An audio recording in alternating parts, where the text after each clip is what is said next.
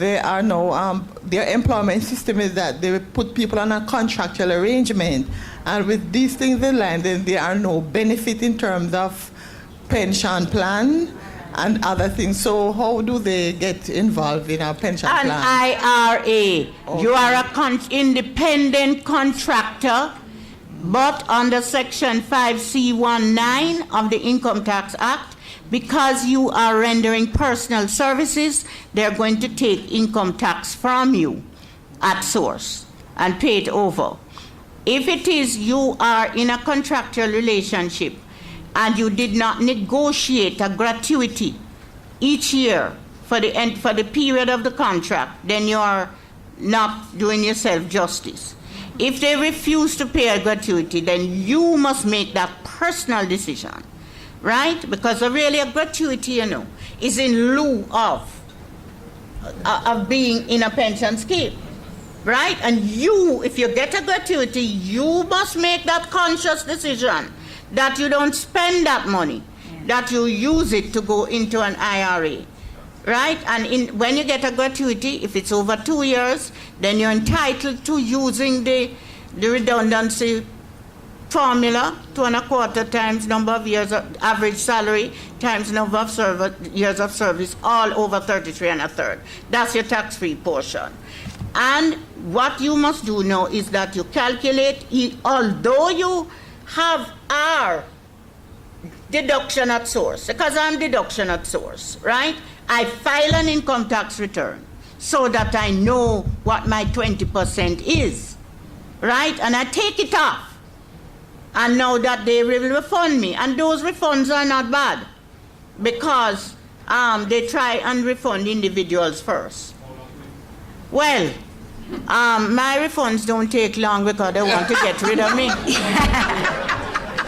Okay, thank you very much. Before we move to another question. And my dear, let me tell you something. When you get that refund, although you would have put in your 20%, you put that 20 refund in the IRA too. Right. Okay? Because, you know, you need to maximize those future benefits. Right? No shoes. No shoes. Right? No. Or you buy the $2,000 variety because they're going to go to style anyway. Right? But that's what you need to do. Okay, we have another question. Mrs. Coke, you may have addressed this, but if I am currently in an IRA and then I move to an organization that currently has a pension scheme in place, how do I proceed? What do I do? With the savings Hennis, already? That's for Mrs. Hennis, my dear. All right. Currently, the law doesn't allow you to be a member of an approved retirement scheme. And let me say, and I've noticed the use of the term IRA. The correct legal term is an approved retirement scheme. And the reason why we prefer that you use this term is because we don't want it to be confused with the US IRA, which is a different product. So it's an approved retirement scheme. It's a product we should have. Right? But we don't. So anyway, when you become employed and you were originally a member of an approved retirement scheme, you cannot be a member of a superannuation, an approved superannuation fund and an approved retirement scheme at the same time. For phase 2, that will be corrected. But for now, what it would mean is that you would contribute only to the superannuation fund. You could transfer what is in your retirement scheme to this superannuation fund, or you could become, you could close, but not close it, leave it open, leave your contributions in the retirement account, but you're not making any contributions towards it, and you would in effect become a deferred pensioner in the retirement scheme. And when you get to retirement age, you will get what is accumulated there over the years with interest as a pension.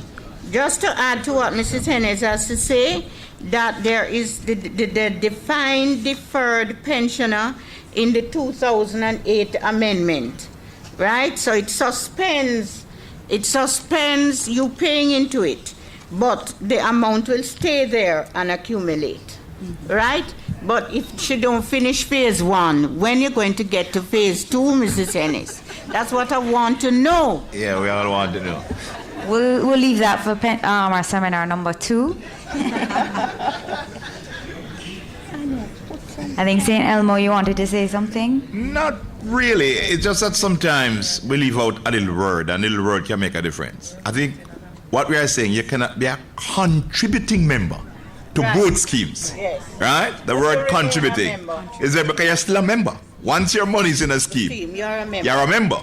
So you cannot be a contributing member to both schemes right now. But we want to change that in phase 2. Yes. Definitely.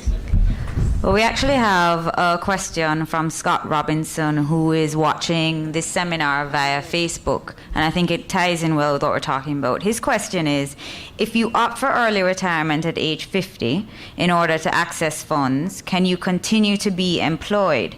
After this, can you start a new IRA? That's a tough one. I don't need the That's law a new precludes angle it. to Yeah. it. So in other words,